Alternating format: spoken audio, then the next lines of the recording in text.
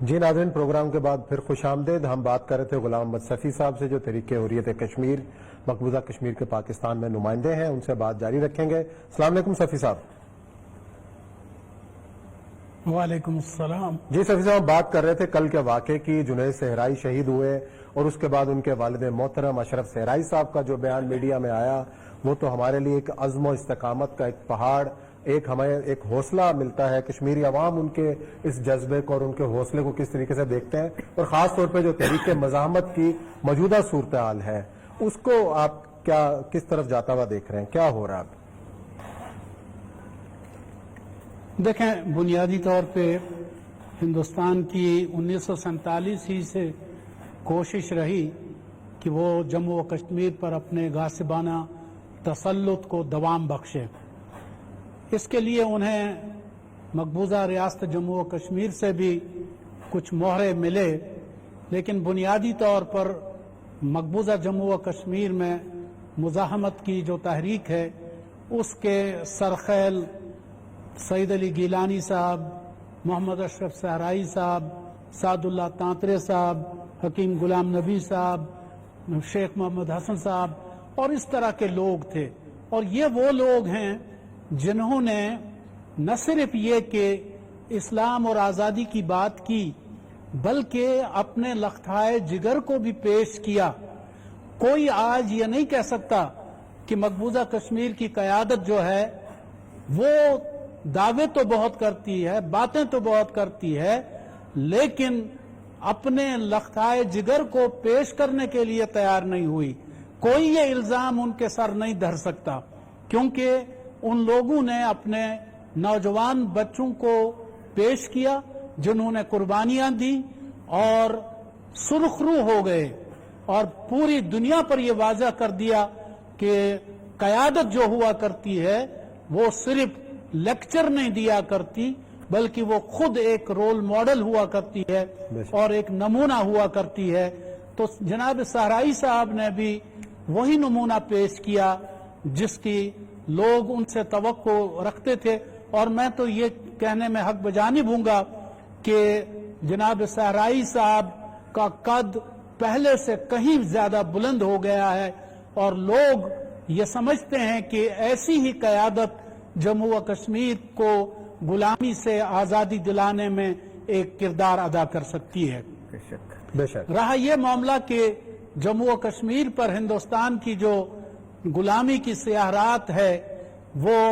چھٹتی نظر نہیں آ رہی، مگر میں یہ کہنا چاہتا ہوں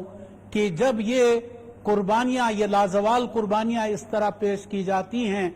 اور پھر یہ بھی کہ کوئی کمپرومائز نہیں ہو رہا، نہ صرف یہ کہ نوجوان کمپرومائز نہیں کر رہے، بلکہ ہماری قیادت جو ہے جس میں صحرائی صاحب پیش ہیں، آپ جس طرح آپ دیکھتے ہیں کہ انہیں یہ کہا بھی گیا، ڈی جی کی طرف سے ابتدا میں ان سے کہا گیا تھا جب انہیں معلوم ہوا کہ صحرائی صاحب کا بیٹا جنید جو ہے وہ اس نے حزب المجاہدین جوائن کی ہے، تو انہوں نے صحرائی صاحب سے کہا تھا کہ آپ اپنے بیٹے کو واپس بلائیں، لیکن صحرائی صاحب نے مومنانہ انداز سے ان کے سامنے یہ بات رکھی کہ میں نے ایک راستہ اختیار کیا ہے، اور اسی طرح میرے بیٹے نے بھی جان بوجھ کے سوچ سمجھ کے ایک راستہ اختیار کیا ہے۔ میں اس وقت حریت کانفرنس اور تحریک حریت کی نمائندگی کرتا ہوں، لیکن میرا بیٹا جو ہے وہ عسکریت کی نمائندگی کرتا ہے۔ عسکریت سے ہم شرمندہ نہیں ہیں، بلکہ ہم عسکریت کو اون کرتے ہیں، لیکن جو لوگ عسکریت کا حق ادا کر سکتے ہیں وہ اس کام کو انجام دے رہے ہیں، اور جو سیاسی اور سفارتی محاذ پہ سمجھتے ہیں کہ وہ یہ کام بہتر طور پر انجام دے سکتے ہیں، وہ اس محاذ پہ کام کر رہے ہیں۔ مختلف محاذ ہیں جن محاذوں کو ہم نے چن رکھا ہے سوچ سمجھ کے، جان بوجھ کے، اور کوئی ہمیں اس راستے سے ہٹا نہیں سکتا۔ چنانچہ صحرائی صاحب نے واضح الفاظ میں ڈی جی سے کہا کہ ہم انہیں واپس نہیں بلا سکتے۔ آپ نے گیلانی صاحب کو یا کسی دوسرے قائد کو کبھی یہ کہا کہ جو مجاہدین میدان میں گئے ہوئے ہیں وہ انہیں واپس بلائیے؟ نہیں، ان لوگوں نے ایک راستہ اختیار کیا جہاد کا، شہادت کا، تو میرے بیٹے نے بھی یہی راستہ اختیار کیا ہے، اور میں کسی بھی صورت میں اسے اس جہاد سے واپس نہیں بلا سکتا۔ تو ایک عزیمت کا راستہ ہے جس کی نشاندہی صحرائی صاحب نے کی ہے، اور آج پوری قوم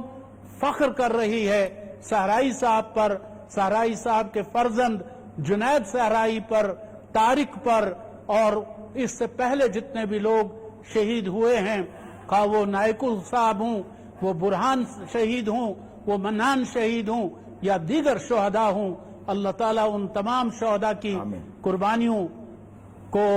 ضائع ہونے سے بچائے، یہ بتائیے گا، اور اللہ کرے کہ یہ قربانیاں رنگ لائیں۔ آمین آمین۔ اچھا یہ بتائیے گا کہ اس وقت جو صورتحال ہے اس سے ظاہر بات ہے کہ جو جتنا کشمیری اس حالت میں ایک طویل عرصے سے ہیں، اب خیر بہت عرصہ ہو گیا، لیکن گزشتہ 1 سال تو بلکہ 1.5 سال ان کے بہت آفت کا گزرا ہے، تو مورال کی صورتحال جو ہے ظاہر بات ہے جس طرح لوگ نکل رہے ہیں، مورال کے بارے میں یہ ہے۔ اور دوسرا سوال اس کے ساتھ ہی کہ ہندوستان کے مسلمان جو کبھی کشمیریوں کے ساتھ نہیں ہوتے تھے، ان کا رویہ اب آپ کے ساتھ کیسا وہاں ہو چکا ہوا ہے؟ سب سے پہلی چیز تو یہ کہ مقبوضہ جموں و کشمیر کے عوام ہندوستان کے بارے میں جو باتیں 1947 سے کرتے آئے ہیں، ہندوستان کے اندر ایک خیال یہ تھا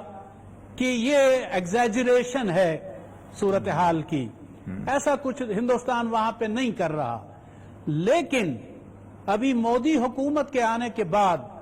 جو رویہ مسلمانان ہند کے ساتھ بی جے پی کی حکومت کا ہے، اور اسی طرح عیسائیوں کے ساتھ ان کا جو رویہ ہے، دلتس کے ساتھ جو ان کا رویہ ہے، اب ہندوستان کے مسلمانوں کو بھی یہ احساس ہو رہا ہے کہ ہندوستان کیا مظالم ڈھاتا رہا ہے آج تک مقبوضہ جموں و کشمیر کے اندر، اور وہ ان کی دعائیں ریاست جموں و کشمیر کے